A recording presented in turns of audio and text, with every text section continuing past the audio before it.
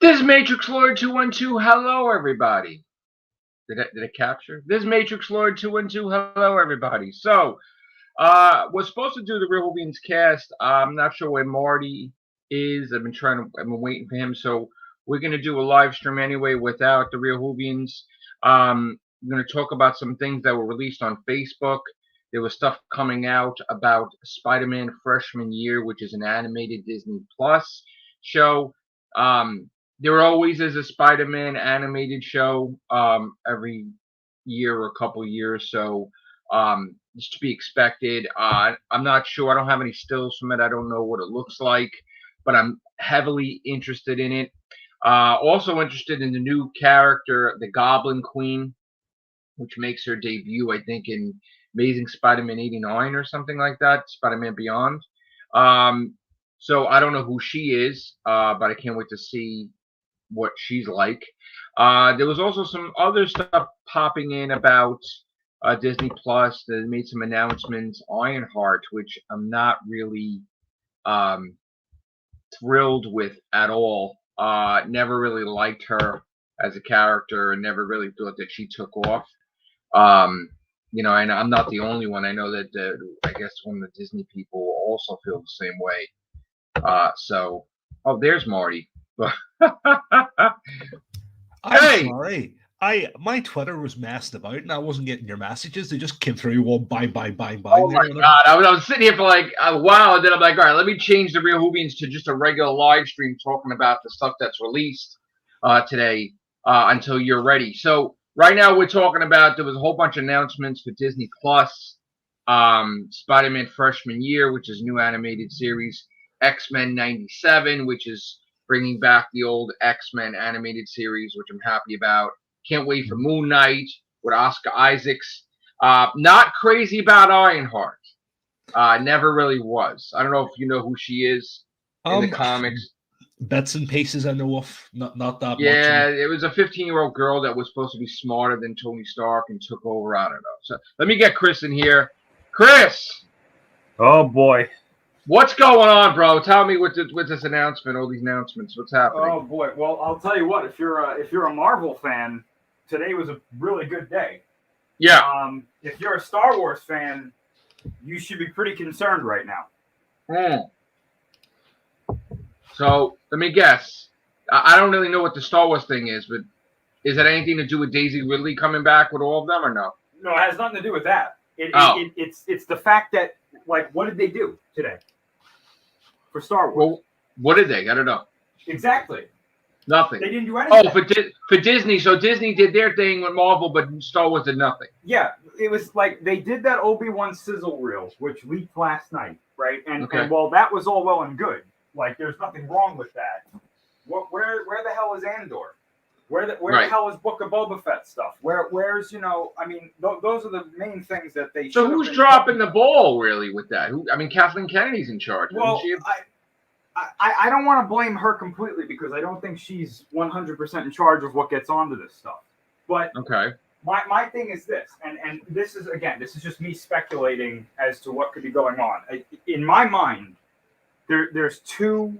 I'm in two different fields of thought here. Either thought path A is that there's a lot of problems in Lucasfilm right now, and they don't want to show anything because they don't know what direction they're going. So there's infighting, basically, right? Potentially, yeah. My other thought path is that they have this stuff, but they're not confident in it, which is a problem in itself. Oh. So I don't really know. Like I was thinking, hey, Book of Boba Fett comes out next month. Like, maybe we should show something. I know we got. Well, the trailer wasn't. Did you like the trailer? I didn't really find it appealing at all. I liked the trailer. It was exactly what I was expecting, because knowing the guys that are in charge of this, they don't like to show a lot of stuff in the trailers. So it was the point of trailers with John and Dave when they do Star Wars stuff is to give you an idea of the tone. Right. Not so much how it, like, what's going to happen. It's like what you can expect going in, like tonal and stuff. Right. So that I'm fine there. I thought what they were going to do today was kind of like what they did with Obi-Wan. Maybe do a sizzle reel and give us a little bit of information, like a synopsis, like, okay, this is what's going on. Wasn't there a secret? Wasn't there a meeting between Daisy Ridley and Kathleen Kennedy? Like, so wasn't there talks of? All that happened with that was that they met for lunch. That was it. And then everybody But weren't was they talking about like her coming back and them doing another no. trilogy? No. No, nobody knows what they were talking about. All the story was that they met for lunch, and then everybody was like, "Oh, that means 10, 11, and 12 are confirmed." And it was like, you guys are blowing this way out of proportion. Sometimes lunch is just lunch. Yeah, like if I go out with some of my friends, it doesn't mean we're planning to rob the bank. You know what I'm saying? Like sometimes we're just like, hey. But if you see Tom Holland having lunch with, like, Emma Stone and Andrew Garfield, you're like, oh my God! The difference with that though is that Tom Holland orders his food and then tells the waiter the end of Spider-Man: No Way Home. That's that's how that story goes. Like the waiter comes on and goes, hey guys. He just told me that like Willem Dafoe is like a Sith Lord and stuff, and like it's crazy shit going on. I gotta tell you, he better be careful because he's sort of like saying stuff like Andrew Garfield and kind of pissing people off. Like, I don't know if you heard, but like he was talking about how he screwed up the role of Uncharted and how he wasn't happy with it, and like the movie's gonna come out, so now you just. Well, let's be honest. I mean, that trailer didn't get the best reaction, too. No, but I mean, you don't like go out there and say, yeah, I kind of screwed up the movie because I suck at it, and it's like, well, then the movie's gonna suck. Tom Holland is the type of talent that you need to have like a press release person with him at all times. Like you gotta have him silenced. Like shut up, Tom.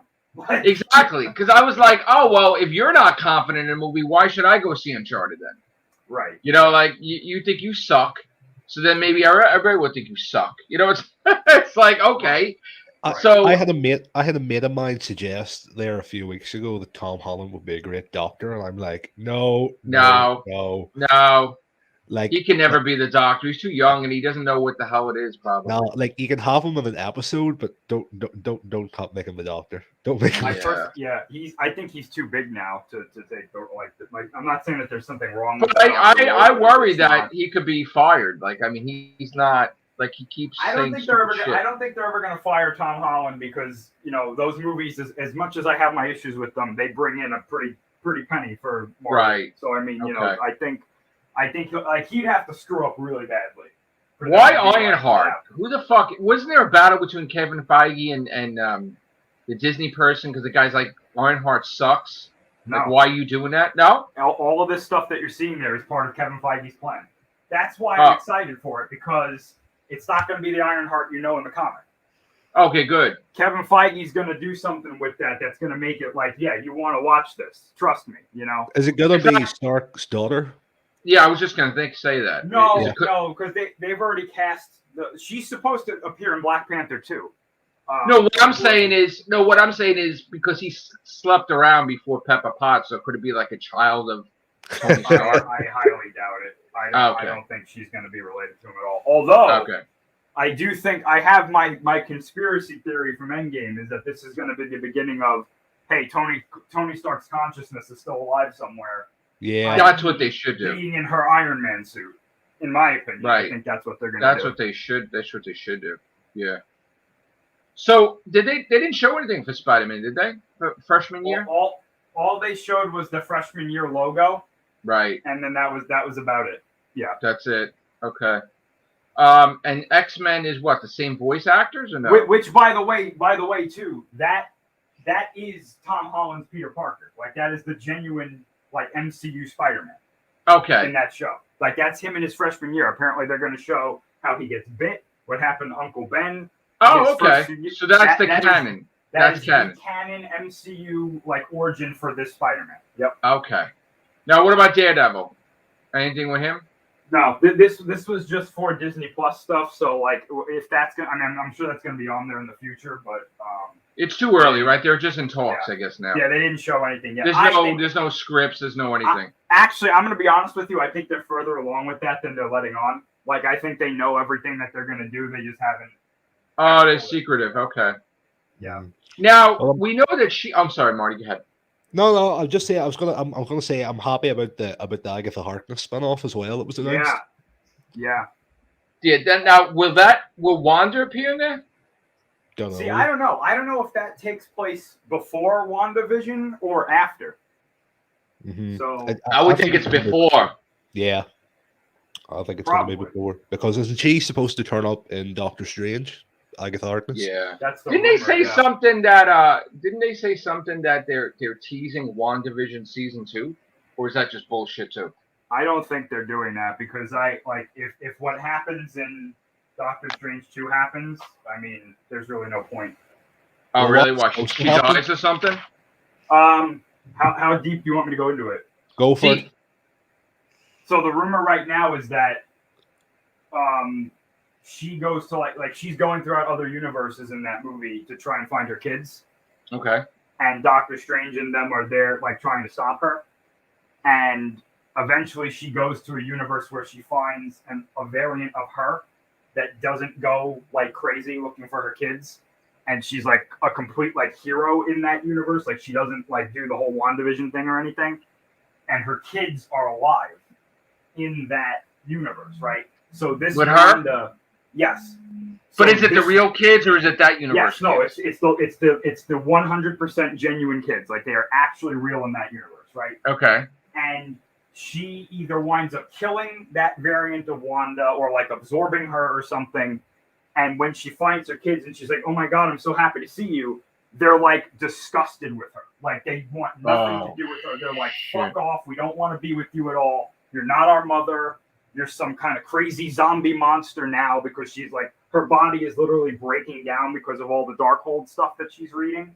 Yeah. Okay. And she basically just like loses it. Like, now my kids don't want me, like kind of thing. And that's when, from what we're hearing, is that Doctor Strange and them find a way to stop her. And either they send her somewhere into the multiverse or she just like freaks out and retreats into the multiverse and she's in like limbo. And then that's... So she's not... Oh, that's a horrible thing, though, to do to the Scarlet Witch, though. That's like... So, in other words, she's not going to be... She's going to be pure villain? If the rumors are true, yes, that she goes complete, like... Insane. Well, in the comics, she went fucking nuts, too. I mean, that's... Yeah. It's a variation of the House of M storyline. Like, right, nervous breakdown. She fucking lost it. They're not doing the whole, like, no more mutants, like... So my question is, if the kids found a way to survive and get out of our universe to survive, right? I mean, I'm assuming that's what happened, right? They used their magic. They didn't. No, they didn't. Like, this is a variation. Like, these are variants of her kids. Like, they're not her kids. No. Yeah, they're not the real kids. No. They are real, but they're variants of the ones but they're that not, we saw. They're not this universe's kids. So where are this universe's kids? They never existed. In the MCU, they were just figments of, like, she created them in the So who's the one that's crying? Like, so allegedly, that's her hearing variants of her kids. But that's not her kids. Not the MCU Prime's version, no. Right, but that's what I'm saying. So in other words, Vision and them, they're gone. Yeah, Vision's not gone. Well, you still have White Vision. That aspect of Vision is gone until the other Vision has his memories and is restored, I guess. Right. So okay, but the kids are gone complete. The kids from the Prime universe are gone. Right. But the variants are still out there. But they can't be gone completely because in the Marvel universe they come back like years later. They're like but again, we're not. This is not the comics, so they're okay. They're going. They're not even connected to Mephisto, as far as I know. Oh, okay. Are they going to bring Mephisto into Doctor Strange? I heard it's Shuma-Gorath over Mephisto, and he has something to do with Wanda losing it, because like apparently he's trying to get from one universe to another, but he can't. That's why he's going after America Chavez in this movie, because she can punch through each universe and wind up in the next one. So like Shuma-Gorath is after her, so he can do that. Then Wanda learns about that, and she's like, "Oh, I can't do that, but if I absorb her powers, I can." And that's how she's trying to look for the kids and stuff. And from what I've heard, like they may have backtracked on this whole like Wanda is this ridiculously powerful thing, because I've heard some things that happen in this movie, and I'm like, Wanda doesn't do so well against some of these people. So it's kind of interesting. I think that maybe they were like, well, maybe we made her too powerful. Let's kind of backtrack on this a little bit. I mean, but she kind of kicked Thanos' ass, honestly. She did, yeah. So why would you depower her all of a sudden? That's... You just wonder how the likes of, if I've been reading a few things like, if, the Sorcerer Supreme, the fucking evil Doctor Strange turns up, Captain Britain, there was talk that Haley Atwell was going to come on. Well, will they do that? Because not everybody saw, what if and all that stuff. None of that's confirmed just yet. I did hear that rumor that that Doctor Strange Supreme would possibly show up. Mm-hmm. And because they said that his story parallels kind of what Wanda's story is like in this movie. Like, she's trying to get her kids where he was trying to get Christine back, and his goes to like the nth degree. Like, that's the end game of that story. Whereas in as in Doctor Strange 2, it sounds like they stop her before it reaches that point. Right. Yeah. So it may end with Wanda just being in limbo, you're saying, possibly? Either, from what I've heard, either she gets sent into the multiverse, like Doctor Strange, like, contains her powers and sends her somewhere, or she just is like, this isn't worth it anymore, and she just, like, flees and goes to God knows where. Well, so in other words, if she went to the main Marvel universe, Doctor Strange would imprison her or something, or do something to her? Throughout the whole, like, apparently the dilemma that he's having is that he's having this, like, doctor's dilemma. Like, I don't want to kill anybody because I swore an oath to save lives, not kill. He kind of mentions that in the first one, but then everybody else is like, Strange, she's gonna destroy everything. You have to kill her. Like, she's killed. Is it true that she battles the X-Men or no? That is something I've heard explicitly, that she battles Professor X. What? Which one though? It's a variant of the ones we saw in the Fox universe. So is it the actor? Is it James? Is it McAvoy? It's Patrick Stewart. It is Patrick Stewart. Apparently, it's Patrick Stewart. Yep. Jesus. Again, so she kills Professor X or no? None of this is confirmed. This is all like rumor and speculation right now. But there are pre-viz pictures that leaked online that have been taken down at points that show Wanda fighting Professor X in some kind of psychic battle or something like that. It's like, and Vision's not in this? I don't know. I have not heard anything about Vision, but I would imagine that he shows up at some point. But by all intents and purposes, the WandaVision, right? If that's what we call him, I don't know. When he restored the original Vision, he also gave him his memories. Yeah. From WandaVision. So technically, the real Vision's the real Vision with the memories of the WandaVision, correct? Yeah. Yep. So it's technically him, like really a mixture of both. He just needs to spray paint. Right, like he uploaded his consciousness to another body, basically, sort of like whatever, right? Yeah. So, like, it should be the true Vision. I mean, I even like WandaVision's Vision better, but it should be him, right? Like, it shouldn't be like, and he eventually. I think it's just gonna take a while for him to like accept everything that he got from the other Vision, and then be like, okay, this is who I am. Right. But you know what would be interesting? I mean, I would have said this before What If, but it would have been interesting if that's how Ultron came back. Because part of Vision is Ultron. Right. Well, that's what I thought was going to happen originally. Yeah. Actually, somebody made it. It was really good. Somebody did a fan edit of that point in WandaVision where Vision gives the White Vision his memories, right?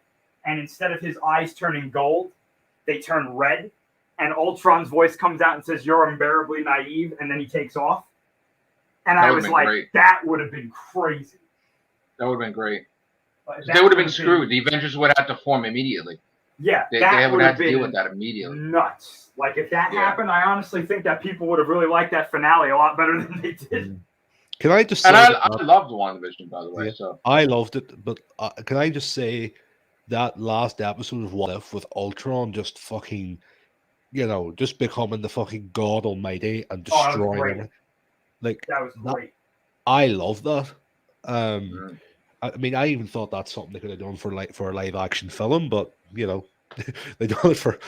So will they have like aspects of What If in Doctor Strange 2 or no? I think so, because I'll say this. This is just my opinion. I don't know, Joe, if you watched What If or not, but I haven't, but I'm gonna catch it. Yeah. There is an episode. Now I'm biased, just so like anybody who doesn't know, my favorite MCU character is Doctor Strange. Right. So I'm biased here, but I'm just gonna say this. I don't mean this as like an objective fact or anything. This is just the way I saw it. That episode of What If that talked about Doctor Strange turning evil was one of the best things Marvel ever did. Yeah. Right. It was unbelievable. And then he comes back in the finale, and like I don't know what the writer's intentions were, but I'll say this. If you swapped that version of Doctor Strange out with the one that was Infinity War, Thanos would have lost. Hands down, no debate. It's over. Because he don't give a fuck, right? That Doctor Strange is so powerful that I would be like, look, you can tell me all about Wanda and Kevin Feige can be like, she's the strongest. He would have an advantage over her. Wow. Okay. Yeah. It was like, I remember watching it, and it's probably my favorite episode too, Chris. Like, I remember watching it, and I remember thinking, like, at the end of it, like, although he does turn out to be the antagonist of the episode, you can understand why he's doing what he's doing, and you were almost sort of rooting for him, if that makes sense. Yeah. I just thought that was strange, the way that they were almost making you root for the villain.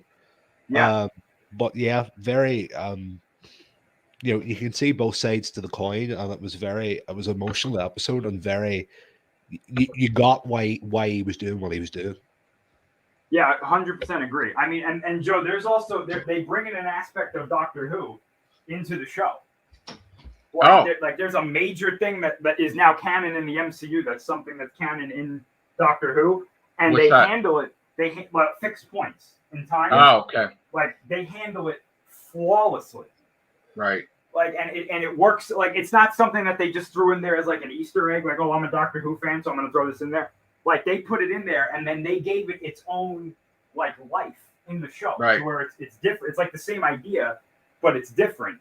And even in the finale too, like just to kind of go back on the point I made, before. Basically, Ultron, he gets all the Infinity Stones in this universe, right? And at one point, he's fighting these other characters, and even he is like, I have to get rid of Doctor Strange, or else I'm gonna lose. That's how crazy it is. So the point I'm trying to make is this version of Doctor Strange showing up in Doctor Strange 2 or something else. I totally buy it because he can do it. Is he though? I don't know. Okay. I've heard yes. I've heard no. I hope he does because he's. And who is Bruce awesome. Campbell? Who is Bruce Campbell in Doctor Strange 2? Well, the original rumor was that they threw him in there as Ash Williams. Like how is that allowed to be though? Because Sam Raimi's directing this, so he's got the connections. But who owns like that? He owns Evil Dead? I don't know. I have no idea. That was the original rumor, was that they were going to show up in the Evil Dead universe at one point, and it was going to be like a wink to Marvel Zombies versus Evil Dead kind of thing. Which, by the way, Marvel Zombies is getting an animated show. Yeah, that's crazy. Yeah. Again, another good episode of What If, the Marvel Zombies episode. That one was a good one. Joe, you're going to love that one because that one has a huge Spider-Man thing in it. I'm going to watch it, yeah. Yeah. Wow. But I think what's probably going to happen if Bruce Campbell's in it, I think he's probably going to be the guys that he played in the Tobey Maguire Spider-Man. But is he connected to all those characters? Is he the same character, just playing different things, or is it like? I don't know. I don't know. He could be another one. He could be like the fourth one or whatever. I mean, who knows? Right. If he's I thought they were trying to make it that he was always Mysterio. Well, they wanted him to be Mysterio at first, but right. We never got there. Yeah, it's funny how too with She-Hulk they have Mark Ruffalo, and then all of a sudden they decide, oh, let's do a Hulk movie. Yeah. Right. Like they were going to kill him off, I thought, in the second season or something, and then they just changed it. Well, yeah, there's also some shenanigans going on there if you look at that trailer, because he's both Professor Hulk at one point, and then he's not. Oh, they had the trailer already? Yeah. For She-Hulk? Today they had it? I gotta check. They did Moon Knight, they did She-Hulk, they did Miss Marvel. So he's not Professor Hulk anymore, he's just Bruce Banner. Well, that's the thing. In the trailer, he's both. At one point, he's Professor Hulk, and he's explaining the transformation to her. And then there's another scene where he's just Bruce Banner. Okay. So he was just like at the end of Shang-Chi, he like spoiler alert. He shows up. He shows up in the post-credits scene, doesn't he? Yeah. And, he's himself again. He's not. I don't understand though how he's still injured, because like in the comics, like he would just revert to the Hulk and he'd be healed. Like how they explained that. They actually explained what happened there. They said that him doing that the snap of the Infinity Stones, that messed him up really badly. But he would never be able to heal? They said it was pretty expensive. I mean, he's going to be able to heal eventually. That's not, you can't have probably a long time. One arm. Like yeah, it's like he had his arm in a sling in the post-credit scene. So he's healing then. He looked pretty bad. Like his arm looked pretty bad still. And he looked very old. Mark Ruffalo had really aged. And why is Doctor Strange in No Way Home? Like, why is the Sanctum? Why is there snow there?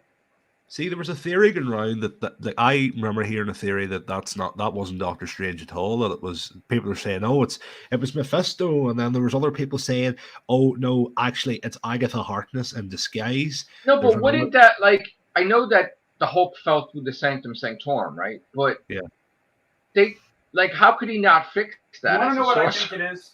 You want to know what I honestly think it is? Go for it. You know how in like Harry Potter, like when they have like it's the like Christmas season or stuff, like the ceiling can like look like a winter wonderland, and Halloween it's all spooky. I think that's what's going on there. I think he made it like that for Christmas. Oh, he did. That's just that's just his thing. Yeah. Oh, okay. Did you see the leaked photo of the three of them? Yeah. Yes. Do you reckon it's real or fake? It's real. Yeah. I'm pretty sure that's real. Has to be. Yeah. Like at this point, like I don't know why they keep denying it. Like But didn't John Campea lose all his fucking privileges now? No, but I'll tell you what happened though. He was doing a live stream for the Disney Plus thing, and he's got taken down. Yeah, well, it should have, because he pissed them off. No. I think I heard that behind the scenes, Kevin Feige is like pulling his hair out because of all the leaks that have happened. Like he's well, they wouldn't have much hair to pull out. Yeah, right. Yeah. Did they show a trailer for Predator or no? No, but apparently there's some. I don't know what that is. I don't know if that's a prequel to the movie that's coming out or if that's the movie, because it's coming out on Hulu. So yeah, but it's a movie though. Apparently. But they're not releasing it in the theaters. I don't understand why. Yeah, I don't know. Here's a question I had about No Way Home, right? My mates all agree with me when I asked them this. Do you reckon that when Tobey Maguire does appear in the film, when he does show up, do you reckon they're going to blast the Elfman theme? Yes. Yes. I hope to God they have to. Yes. They have to. People are going to lose their shit when they see Toby. I was saying either they do that or they really kick us all in the nuts and they start playing Hero by Nickelback instead. Jesus. Well, I'm telling you, but what does he appear in the end of the film, Toby, or in the beginning, or in the middle, or what? Like, see, it's leaked, hasn't it? Hasn't the plot basically leaked on? I mean, is he in the middle? Are they in the middle? There's a lot of mixed stories about that. Like some people are like him and Andrew don't show up till the end in the final battle. And there was one report that was like Toby's not in the movie; he's in an after-credit scene, and then what? Like he was going to be in Doctor Strange more than this. I think that one kind of got. I thought he's still in Doctor Strange, though. No. Yeah, I heard he that. Probably is. Yeah, I think it's the latter, or excuse me, the former. I think that he's going to show up with Andrew in the end battle. Yeah, and I just hope at the end of it that going forward, I hope that they turn around and they realize these guys should have got their third and fourth film. I hope to. Well, isn't these characters going to stay in the MCU though, like Doc Ock and Norman Osborn? Well, I think honestly, someone made a really good point about this. I can't remember who it was, but we know that they're doing Secret Invasion, right? Mm-hmm. We know that they keep harping on this idea of like a multiversal war and stuff. Secret Invasion's not about the Skrulls versus. It is about the Skrulls, but I think what they're setting up is going to be a Secret Wars kind of thing, where it's going to be characters from every universe fighting characters from every universe. Right. And some of these characters that we're seeing now are not necessarily going to go away. Mm-hmm. So whether or not they stay in this or they go, I think. But wouldn't Doctor Strange make sure that they go back to their universe or no? Well, that's apparently what happens in this movie. Is that like when, like at the beginning, when the spell goes wrong, like there's a bit of a time skip, and Doctor Strange has already apparently captured Norman Osborn, Doc Ock, Electro, Lizard, Sandman. He's beaten them already and captured them and put them in some kind of prison in the Sanctum Sanctorum. And then when Peter goes there, they're all like, Spider-Man killed us in our universe. And he's like, wow, I feel really bad. And then he lets them go. And Doctor Strange is like, Peter, what the fuck are you doing? What? Right. Like, go get them. You know, like I did the work, but you just let them go again. Go get them, you know? Right. Mm-hmm. I don't want them. I don't want Andrew and Toby to show up about 15 minutes before the end. I want them to show up about 20 minutes, 30 minutes into the film. And Doctor Strange goes and gets them, I thought, right? Like because he gets hurt or something? Or no? I don't know about that.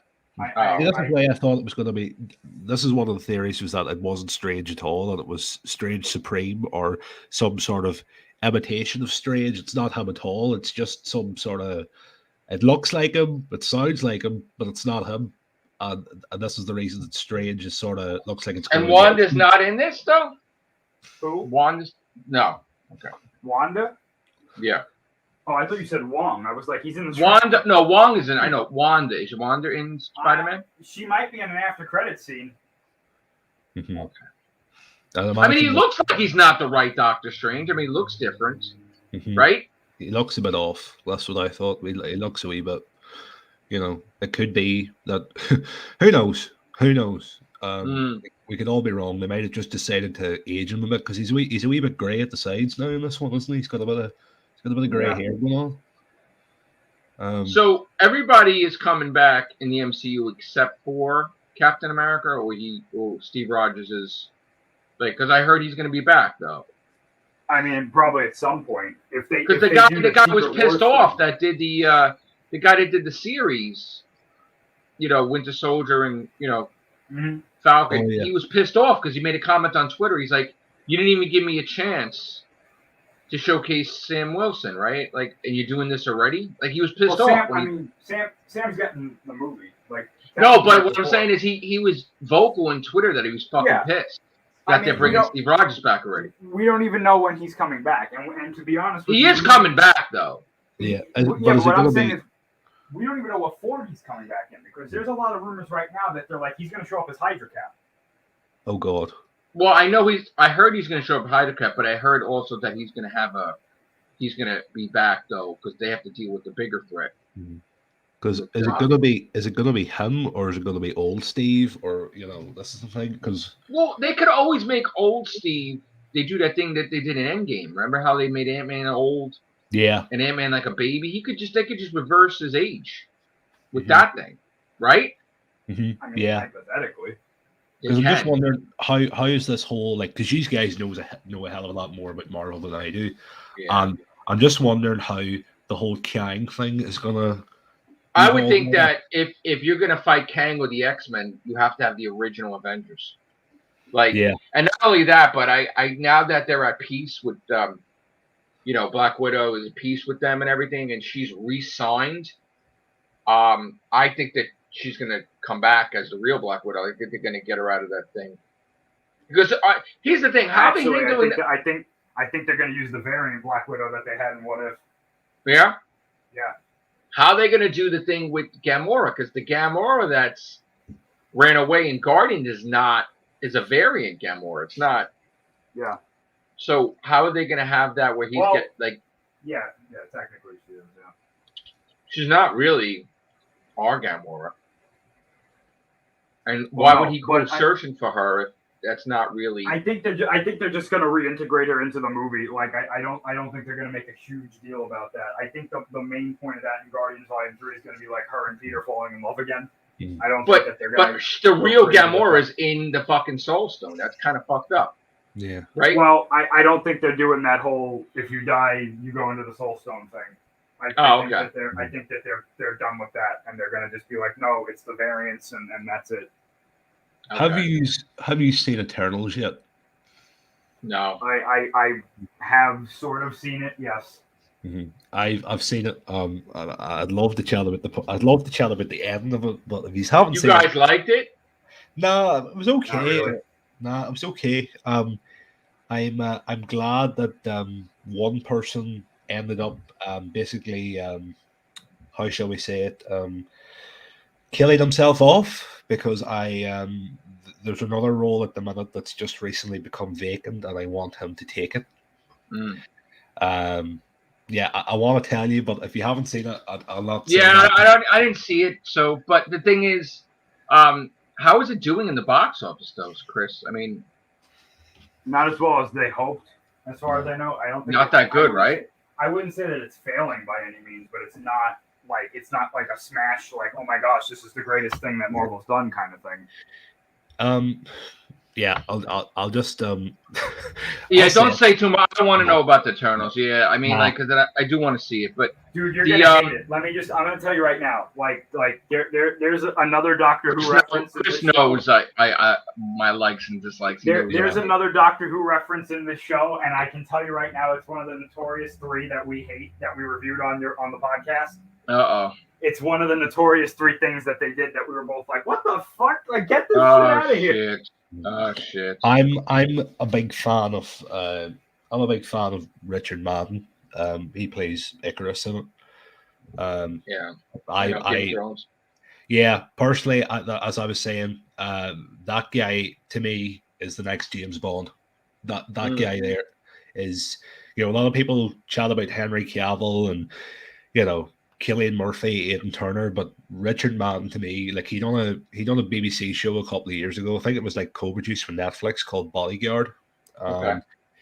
You should watch it. There's only like 6 episodes. They're half an hour each. But honest to God, that was his audition for James Bond, and he nailed it. Absolutely nailed it. And I just hope now that he's, when they go to pick the next Bond, whenever it is, that he gets it, because he's just amazing. This was originally going to be a Real Wings guest, but I changed it to the live stream Matrixlord. But we could touch upon Doctor Who a little bit if you wanted to. I mean, I don't know. Chris, did you see anything yet, or? I honestly haven't watched Doctor Who in like 2 years. Okay. Okay, so I don't want to spoil for you, whatever. But no, you can. I don't. I mean, it doesn't bother Marty. I mean, have you liked what's going on? I've liked it so far. I wasn't a big fan of last week's episode. I liked last week's episode too. I like both of them so far. There's some of them. It was all right. Like, I'm not going to say it was overly bad. I don't think it was as good as the first episode, but I'm interested to see where they go. I don't know if you've seen the leaked title for the last episode. I seen the leaked title the second it was leaked. Yeah. Believe me when I tell you. But I'm going to say that I just fear that, just like Moffat is terrible at the second part, the finale, like, I feel like Chibnall's going to fuck up this whole storyline. Yeah. And I'm just not, like I keep saying this over and over again everywhere. If they don't erase the whole Timeless Child shit, then it will never, ever be restored, the show. Yeah. And it will fail. Because that's my point. Well, what if Davis has got a lot of work ahead of him? You see the start of the last episode, and it opens up with her and like a black and white shot. Yeah, she's looking at this house, but she's reaching out towards the house, which is the TARDIS, probably, right? They're saying it could be Longborough from the books, right? basically the fucking what is it? What's Longbar? Longbar is like he just stealing from fucking Big Finish and all different things. No, it's like one of the new Virgin Adventure novels from the 90s, written by Mark Block. But he's just biting from all these different things, right? And it's to do with like it links into the whole fucking Cartmel master plan. This whole thing that the House of Longbar was like the house that the Doctor belonged to in Gallifrey years ago, and where he lived, and I don't know. Basically, it set up the whole thing of the looms and the other and all that crap. That sucks. And it's like, I just want them to go back and just look. The first Doctor's the first Doctor. All this nonsense doesn't exist. It's all bullshit. They're supposed to be bringing in another Doctor. Yeah, I know. Yeah, Aisling B from Kildare, literally from an Irish Doctor. They're bringing in. You know this? Oh, are they? Supposed to be in the second last episode. Ruth appears along with this Aisling B. She's from Ireland. She's like 26 or 27. She's so like these like Ruth and future Doctors or something. Is that what they're doing? I think she's supposed to be like a fugitive incarnation, another incarnation. Maybe she's the one that Ruth regenerates into, something like that. And the thought of that is like no, because like the more you bring in, the more you have to explain. Yeah, it's a joke. He's horrible at fucking explaining, and then he fucks it up, and it's like, oh, here we go. We'll see. I'm enjoying it so far, but I have a bad feeling. That's all I have to say about that. But I looked at Eternals. It's only got 175 million. That's not great. Especially since it costs what, 300 million to make? Or 200 million to make? Expensive, yeah. Yeah.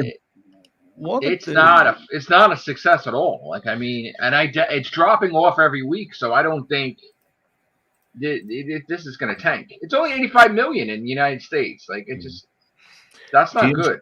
James Bond hasn't made much either. I'm just looking at this too. Was it budget 250 to 301 million, box office 669 million, and then there was that report a couple of months ago that said it had to make 900 million to break even?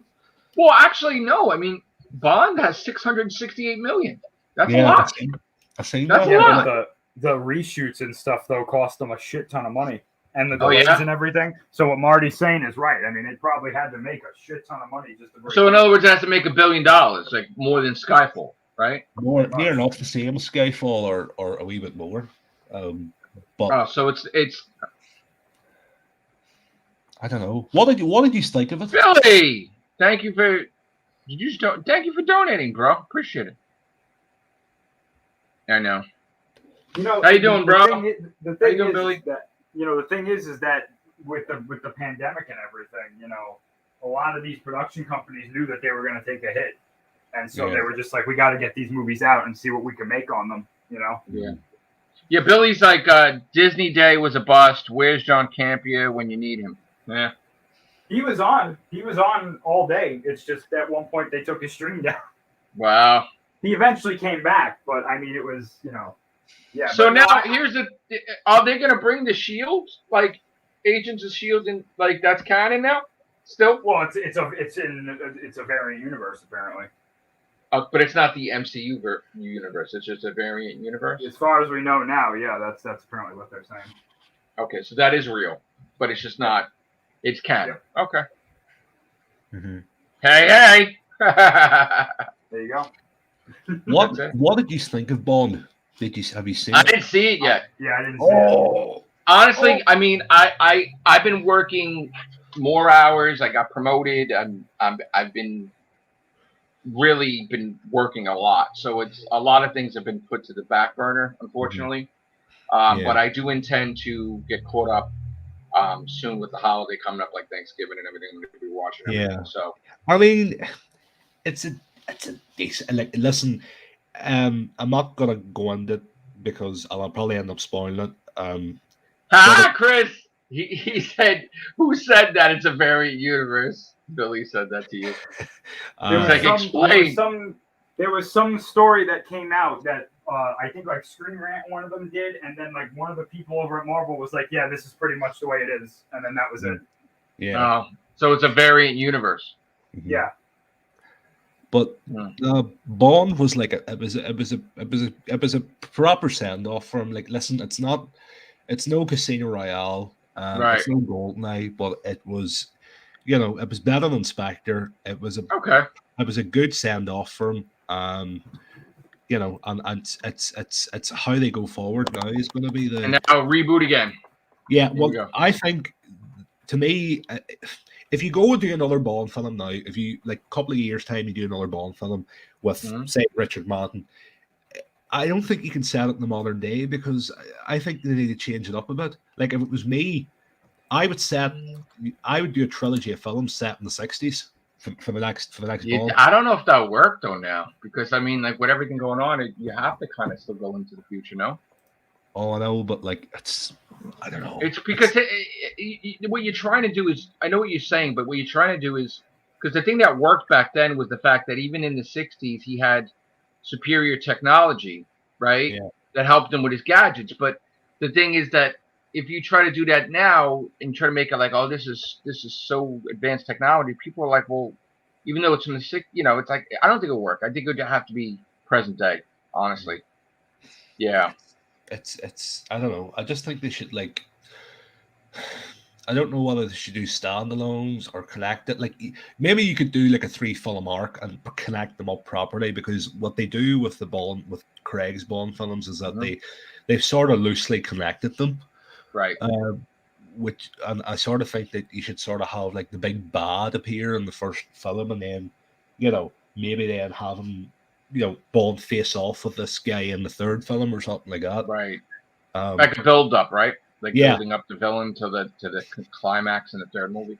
Yeah, something like that. Like Thanos when they were building him up, and then in Endgame, Yeah, and then you could do like a fourth film standalone that has nothing to do with it. You could do something like that, but I don't think Bond's coming back till when, like 2025. Probably, but like, but even then, Richard Madden's getting older too, though. How old do you want him to be? How old is he now? In his 30s? He's 36, I think. So, do you really want him to be Bond when he's like 50 or like 40, like in his 40s? I mean, that's. Well, that's the thing too. Like, that's. They're getting older. They're even Henry Cavill is getting older. I mean, you see, if they come out now, like, I reckon by next year, like, it's the 60th anniversary of Bond next year, and they're probably going to announce next year who is taking over. Right, but still, at the same time, the work ethic, like even Daniel Craig said, like working out and everything, like as you're getting older and older, you don't want to do that shit anymore because you're tired. So, like, if they wait too long with these actors, they're not going to want to do multiple films. Yeah, and you don't want a Bond that's going to be in one movie. Yeah, like you want like 3, 4, right? So. But that's to say, like, if they wanted somebody like him, they need to get cracking. They need to get all the ball now instead of leaving it for a couple of years. Exactly.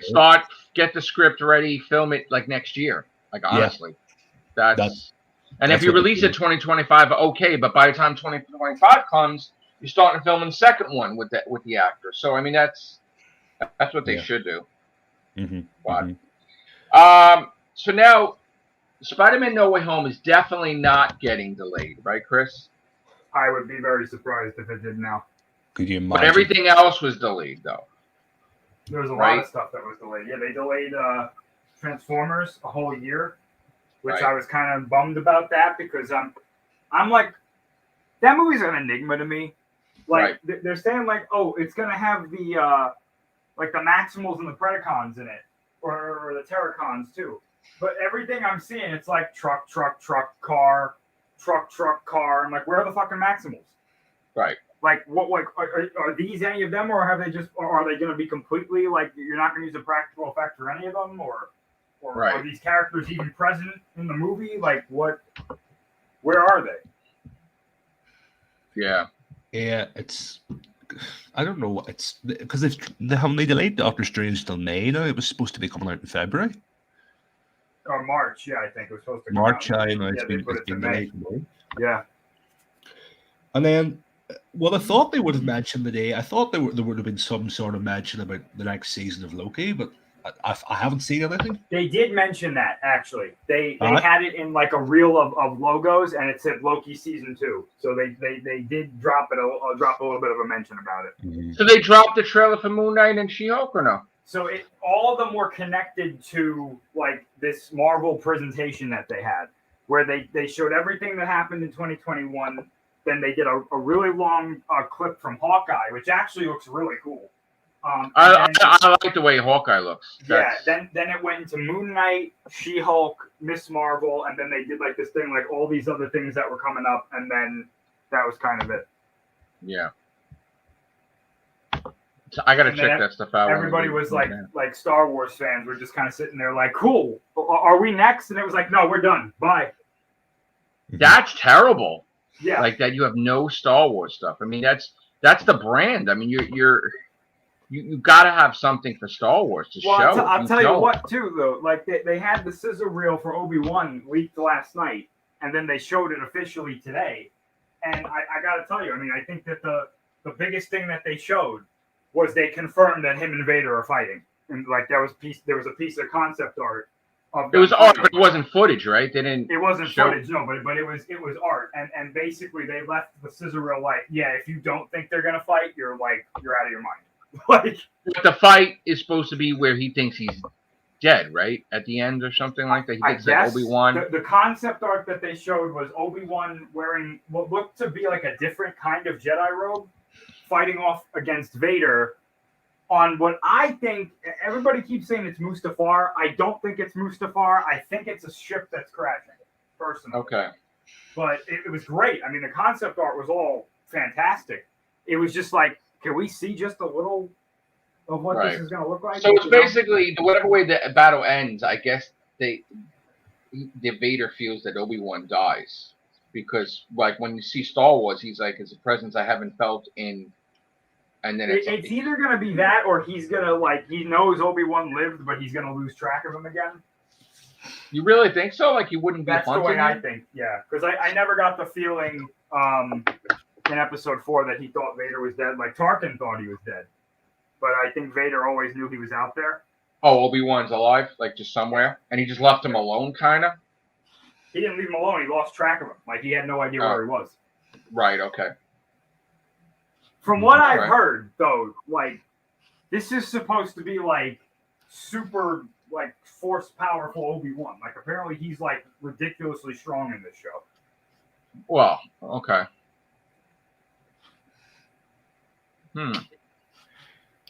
I'm just reading a Radio Times article here about Chibnall, and he has said that post-production on Jodie Whittaker's last episode is going to be continuing into the middle of next year. No, but she filmed it already. She's done. Like, they're talking special effects. No, they're talking special effects and shit they're adding to it. Like, that's... Yeah. They need to film the other half of the regeneration, do they not? With the new doctor? I mean, it's really all it is a couple of seconds that when the doctor is fitted in there, they just it's like, you know what I'm saying? Like it's I mean, yeah, they can have a dialogue. The doctor's going to talk, but you know, the whole thing is just really her. You know? Yeah. They could always add that in. Whatever. I mean, it's just that they got to choose the doctor first. If they, you know. Russell T. Davis has to choose the doctor first. Even hearing that, even you saying that still hasn't sort of sunk in with me. It's still. I gotta tell you, I did a video. I don't know if Chris remembers. I did a video like last year, and I did a video where I said, "Don't be too surprised if like Moffat and Russell T. Davis come back, and there's no rule that they won't come back." Because I always had an inkling that they were going to come back. So, especially that the love for the show they have, that they're not allowed to say anything bad about Chris Chibnall because then they'll lose all their retirement privileges and all the money that they get because it's in their contract. They can't bash each other. So they got to keep it to themselves. But you know that Russell T. Davis and Moffat, like, they're not going to let Doctor Who die. So they would step in, even though they say they're not, to save the show, and that's exactly what RTD did, you know. And I'm saying, like, the fact that he has it where BBC has no control whatsoever means that it's basically his, and all his friends are back. Like Moffat, all of them, they could just come back, like, not, you know, no restrictions, like no bullshit, no restrictions. Even Neil Gaiman could pop in. There is no fucking thing that they have to do to become All right, just you're there. That's it. Like no bullshit from the BBC. No, if you do this, no, that's it. So it's easy now to come into Doctor Who to write for because you have Russell T Davies handling everything. And like he is likely to get like, you know, as I say, like with the money that he's going to have, they're going to be loaded. They're going to be loaded. Yeah. He's going to do it right. He's not going to fuck it up. Yeah. And the contacts he has, like he could get in writers that would have, you know, turned their nose up at Doctor Who before, but now when Russell's there, they'll be like, yeah, I'll write for it. All right. The thing I think, if he doesn't have the balls to address the timeless child, then he's going to ignore it like the Doctor's half human. Yeah. And he's never going to fucking talk about it, ever. Meaning that it doesn't exist. Like, really. And you know what? If that's the case, I'm fine with that. Because, again, that's the biggest thing. Doctor Who basically got me into everything, just about, with the exception of Godzilla and, you know, other stuff. Because, like, when I was a kid, the first, like, movie I saw was like Godzilla. You know what I'm saying? So, and the first, like when I was in kindergarten and I saw Doctor Who, that kind of opened up Star Wars I saw also without, you know, Doctor Who being it, like the first Star Wars movie, but I was very, very little, right? But but I do remember, of course, and I've seen they had it in the theaters multiple times. But Doctor Who kind of really got me into like sci-fi more than anything, you know, and that's like that's as part of my life as me breathing and eating. So like I always going to be connected to Doctor Who in that way, and I'm always going to have, you know, I'm going to worry about that show more than anything because I don't want them to fuck it up. And I do want the Thomas Shaw thing to go away because I feel that is a hindrance that will destroy the show, and it needs to be wiped, honestly. That's one of the reasons I stopped watching, to be honest with you. Like, when my kids stopped watching it. When I saw that, I was like, there's no point. There's no point to this. Mm-hmm. Like, because you don't care who the Doctor is if you know who the Doctor is. Mm-hmm. The most of the people that I do a media class in university. There's about 40 in my class, and I'd say about 15, 16 of them would have watched Doctor Who, but like every one that you ask, apart from like 2 or 3, I say, when did you stop? Oh, I stopped after Tennant. Stopped after Tennant. I stopped after Matt Smith.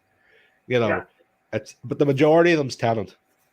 And like, look at the marketing. They didn't really market it at all, and it's still on Sundays, and I work on Sundays, and I got to tell you, I with the Flux, I didn't really think that the market. I thought the marketing sucked ass, honestly, and I felt that, you know, releasing it on Halloween is the biggest fucking mistake. Because everybody's out.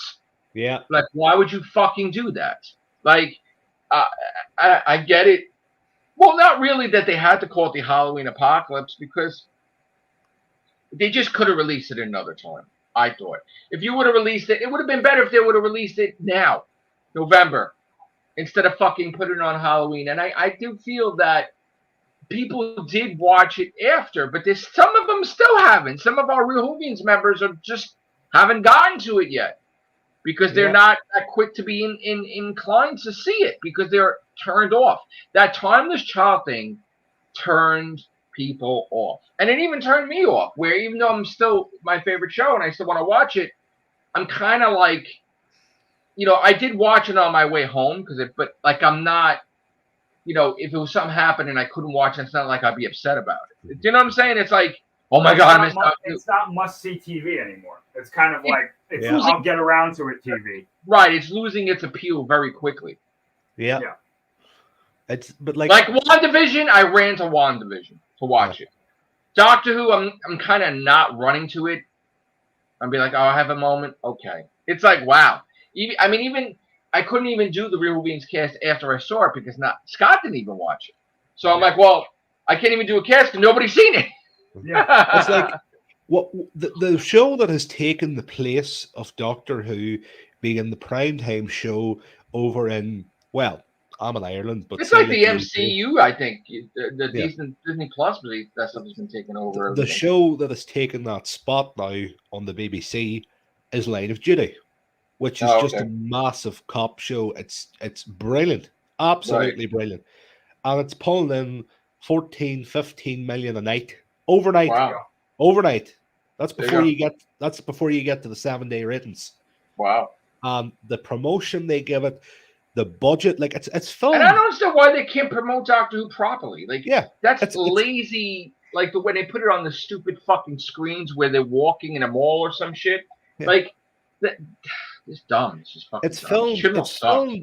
It's filmed 50 miles away from me in Belfast, Line of Duty, and it's just crazy. Like the promotion of it is crazy. When the new series is starting, you turn on the radio, one of the cast members is on the radio. You turn on the TV, BBC One, BBC Two, BBC. Doctor Who used to do that. Like they would fucking advertise that shit everywhere. We'd be on buses in America, be in Times Square, be like, "Oh shit, Doctor Who's coming." Now, like I said, and I talked to my members before, like I took Chris and Scott. I'd be like, you used to be able to go in Barnes and Noble, they had tons of Doctor Who, right? You'd be able to go to Forbidden Planet there with like 12 feet, 16 feet of Doctor Who. As shit downgraded, you go in Barnes and Noble, you're like, you have Doctor Who? They're like, what? Grey's Anatomy? No. Doctor Who? Doctor Who. You want to learn how to be a doctor? No. You don't know. Nobody knows what it is. It's like a perception filter. Like everybody forgot. I can tell you too, like when around the time that Matt Smith was the doctor, like, you know, over here, like, and Joe, you know this too. It was like before that time, there wasn't many people who knew even what the concept of the show was. But when Matt Smith was here, you couldn't go around the corner without being like, oh look, the TARDIS, or oh look, did the smart thing. The year before, he toured in fucking Times Square. He went to the Times building. They're like, we're gonna film here next year, and then like they were always made a presence in America, made us a partner of it, so everybody was excited. Right now, Chibnall was kind of like, I don't really want to share my toys with anybody, so he's detached from promoting this show. That like it's not like he promoted Broadchurch, like you know what I'm saying? It's like he's treating it like Broadchurch, but nobody knows what the fuck Broadchurch is, like really. But like Doctor Who's not promoting it good at all. This is the thing that people seem to forget, and even I forgot about this till the other day. I was driving in the car, and this came to me in the head. You know, with the budget they have now, like RTD, from what I recall, never really went anywhere in terms of international filming. I know he went to Dubai to do the fucking Planet of the Dead. He spent a lot of money on. He went to Dubai. You can imagine the places he's going to go now with a fucking Sony budget. Can you imagine where he's going to go? Of course. Like they'll be in America. They'll be in America, absolutely. New York, absolutely. Yeah. They'll be in Europe. There'll be a fucking Weeping Angels flat out in New York, like a big goddamn multi-part. Well, you know what's nice about Russell T Davies, and you look back on his time there, is that, you know, the big thing that's going to return, hopefully, is going to be like the connected story that gets fleshed out as the show goes on. Yeah. So it's not going to be like one of these like, it's kind of related to this, but not really. You're going to get that like that bad wolf kind of thing. You know, what does that mean? You know what? The Time War, all that shit. So Master. That stuff. I think that's Saxon. the thing I'm looking forward to the most, because it's like if I invest my time into the show, I want to know that when I get to the finale, it's going to pay off. You know? Absolutely. Absolutely. So I'm invested with Russell T Davies, definitely. The scale of what he's going to be able to do. Like, you know, I have the book. It's sitting in front of me now, The Writer's Tale, the book that he wrote. And like the idea is that he had to scrap the stuff that he had to do away with. And 90% of the time, you see the word budget. Julie couldn't get the budget. Jane couldn't get the budget. Now they'll be able to share themselves in £50 notes. Yeah. You know, and not only that, but like I said this past couple of nights, and I said, no one ever told Russell T Davies no, with the exception of say budget or whatever. Yeah. But that one time, remember, Chris, where that person stepped forward that had say with Doctor Who, said that he could not say that woman was the doctor's mother. The mother, yeah. Pissed him off beyond belief. Where when it was a thing to come back, he's like, I'm not going to take over the show unless I have 100% fucking say in this show, and you have 0%. Meaning that is on his mind.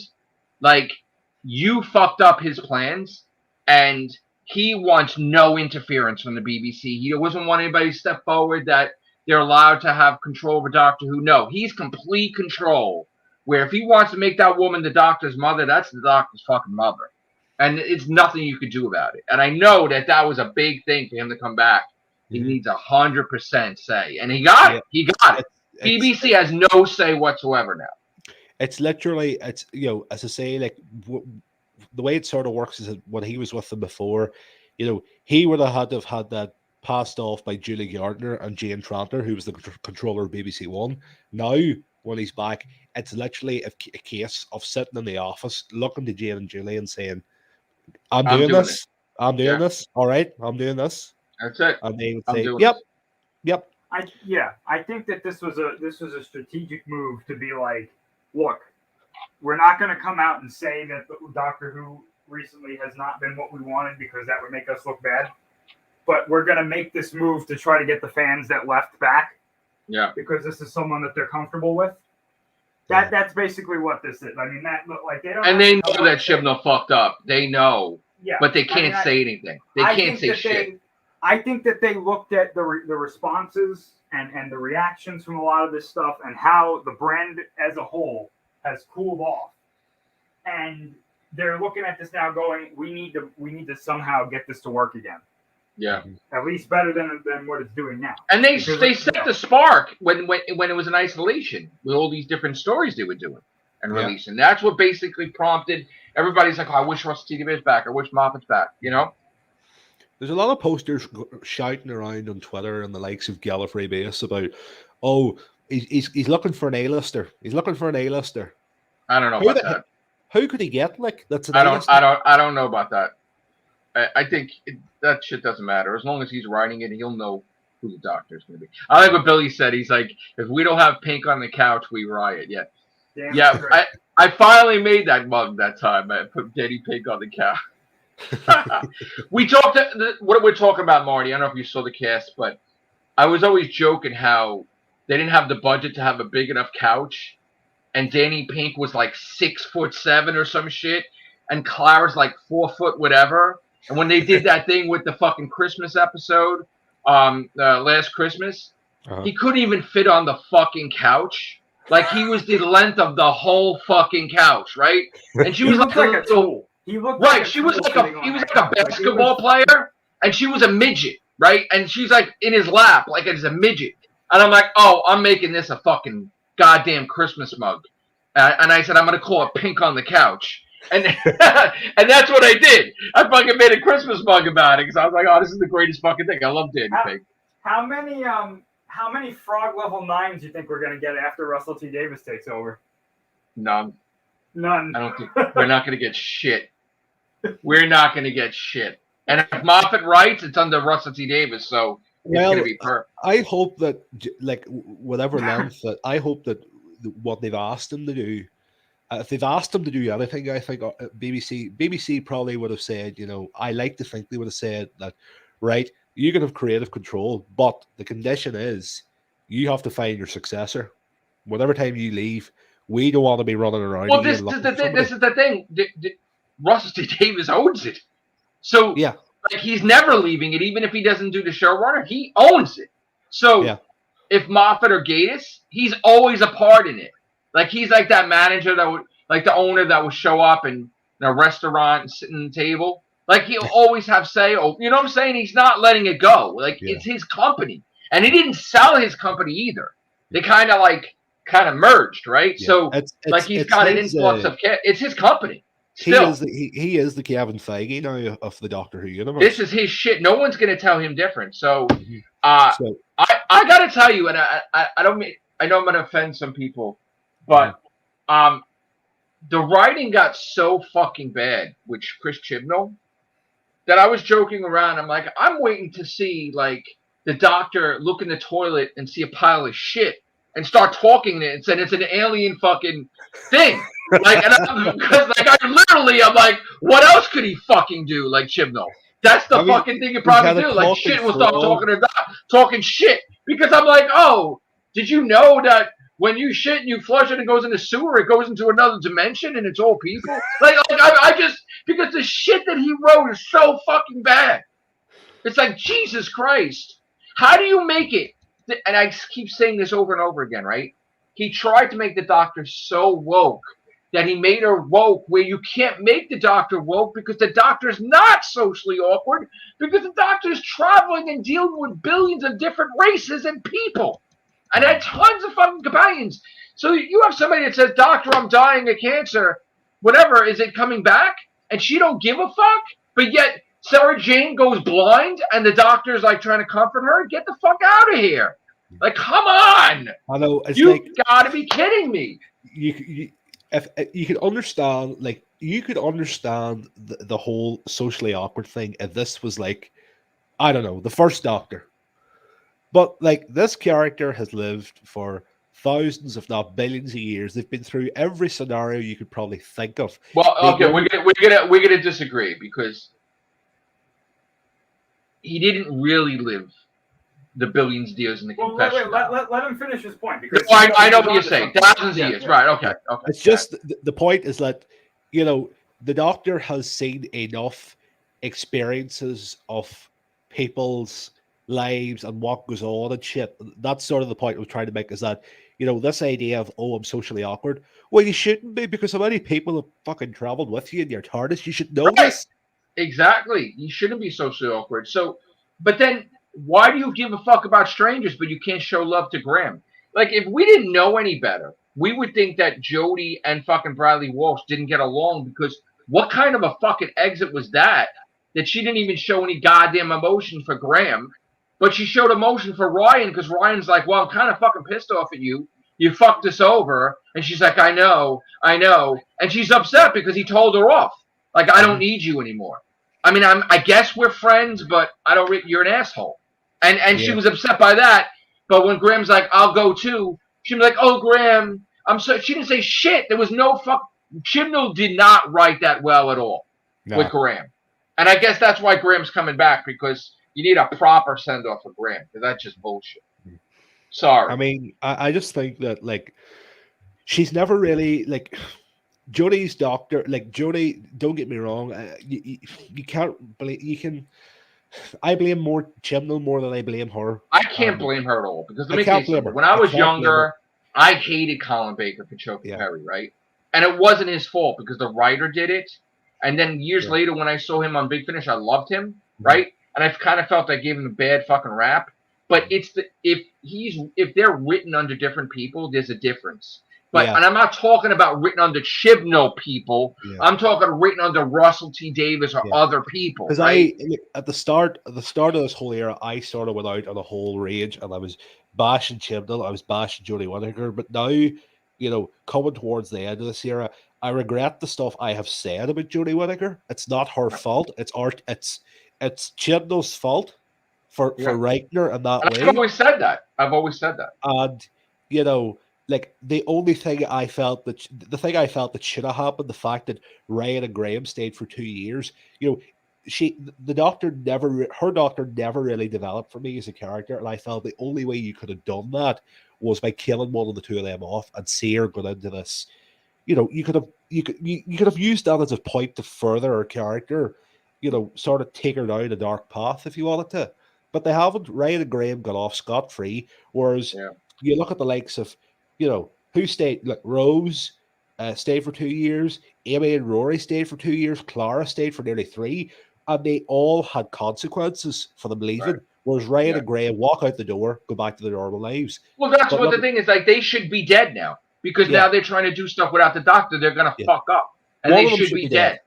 Right? They should be dead. They should be dead, and she should find that out and be like all upset about it. But my thing is, before she took over, I wanted to have what we had with Peter Davis and a whole bunch of companions, and I did like that when David Tennant had that with Stoner Journey's End, right? Yeah. But he did it wrong, Chibnall, where he kind of made it where she was weak, because she was constantly going like, "Oh, am I doing good?" She was looking for acceptance. Like, the doctor doesn't give a fuck about acceptance, but she needed for them to tell her she's doing a good job, right? And the first fucking experience she had with them, she fucked up and they're in space and they almost died.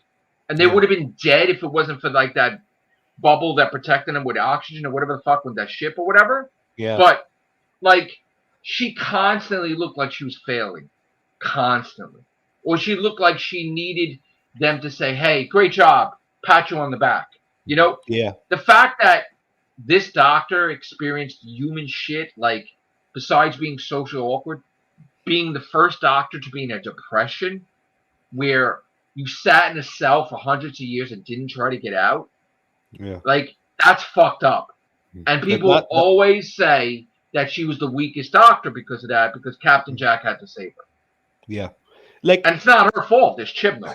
I just felt that the whole thing with Ryan and Graham and Yaz, like I felt that throwing three companions in and trying to introduce them, trying to introduce her, establish them all. It was too. It was he bit off more than he could chew. When I thought that what he should have done was, the rumor that was going around originally before they were announced was that, oh, it's going to be Bradley Walsh. It's Bradley Walsh on its own. It's him coming in, and I thought, do you know what, that could work? And then maybe in series 12, if it had just been Bradley Walsh, maybe then you could have brought in Yaz and fucking Ryan if you wanted to. Yeah. If Bradley Walsh was the cop, it would have been fucking better, because he could have been a tough cop, whatever, and then she wore him down with the tough exterior, like sort of like a brigadier type of role. But Yaz being a cop, they first of all, he didn't know what to fucking do with Yaz. She's a shitty cop. Then all of a sudden she's not a cop, but she's a great cop because they talk highly of her and they want her back like she's a fucking goddamn free agent. Then she's not a cop anymore. Like, you don't know what to fucking do with her. And then they did that thing where she almost committed suicide. And you're like, why don't you expand upon the story? They just left her. Then she's straight. Then she's not straight. Then, like in the comics, they made her gay. It's like they don't know what to fucking do with her at all. It's crazy. It's just a mess. But I think the one thing, obviously, the Timeless Child is the thing that has annoyed me the most out of this year. The second thing that has annoyed me the most, and the more I think about it, the more my blood boils, is what they done with John Barrowman. Oh, the fact that they look. I'm sorry, and I'll never understand this. A lot of people on Twitter, and I do apologize for what I'm about to say, but a lot of people on Twitter are so easily keyboard warriors, so easy to condemn, right? So easy to have a voice. And for some reason, society has given these people a voice to cancel shows, to affect movies, to affect everything, where they have to change shit. The guy did something 15 fucking years ago. It was 15 years ago, all right? That's it. He apologized back then. And they have people that even if he keeps apologizing, it's never enough. Like, the guy has to lick your ass clean in order for you to forgive him. So all those fucking pieces of shit cocksuckers, I'm sorry with the language, that says, oh, I haven't accepted his, shut the fuck up. And there's a lot of people out there in the Whovian community that try to make it like they're fucking so big in the Whovian community and that we won't accept John Barrowman. These motherfuckers made money off of John Barrowman, talking about John Barrowman and everything with their videos. They made money off him for fucking years. And now because it's cool to bash John Barrowman, they think it is, they keep fucking ripping him. And the fact that I never agree with this, and Chris knows too, when they did that with James Gunn, I was fucking hot about it. And I said, oh, they'll bring James Gunn back. Watch, right? And they did. But he made out on the deal because now he got two different comic book companies fucking wanting him to do movies for, right? So all this shit about the cancel culture shit, the fucking, like, this bullshit, let's punish John Barrowman, I was never for that, and I was fucking always against it, and there's no reason why with Russell T. Davies back that he can't be, because now PBC has no say. So he'll bring John Barrowman back, he'll fix his reputation, and he'll be back 100%. I don't have to worry about it because you know what? BBC can't say dick, really. Because I noticed that RTE and John Barrowman they're interacting a lot on Instagram. Absolutely. So I hope that's a sign of something. He will be back in 5 minutes. Once John RTD takes over. Because I remember hearing about it, the way it was being framed by certain news outlets was that, oh shit, this happened during fucking filming for Resolution of the Daleks. And I was like, what? And then I read into it. Don't go back. First of all, we know that there was some YouTubers, young punks, that fucking were constantly with their army of trolls bashing John Barrowman. They caused shit to happen, right? Because they tried to make it like, oh, we're big YouTubers. Look, we have say, and we're gonna get this done, right? But yet nobody bothers Noel Clark, right? Yeah. You don't see. And what they should do to stick it up the ass, they should fucking have a goddamn funeral for Mickey Smith in Doctor Who with Martha Jones there and everybody there, meaning the fucking character's fucking killed off. Exactly. Honestly. No, they should have him. No, even better. This is what I was thinking. You got assassinated. Right? You get rid of Mickey Smith and you bring back Dr. Tom Milligan, who was in the series 3 finale. Because that was supposed to be the husband, right? Yeah, bring in Tom Ellis to the show. Yeah. I just think that the whole Barman thing, because I read in it and I was like, oh right, so what happened then? Jane Tranter and Judy Gardner had a word with him. He apologized, and that was it. It was over. Yeah, and then this is like people that I know that were sending it to me and were like, look at what he's done and look what he's done. And I read it and I wrote back to them and I was like, so your point is? But you know what? I love how all these actors give fucking the Twitter assholes the finger. Like you have fucking what's his name that played Yondu, Michael Rooker. Yeah, he's fucking touching John Barrowman's ass, right? And he's wearing a ballerina. You saw that?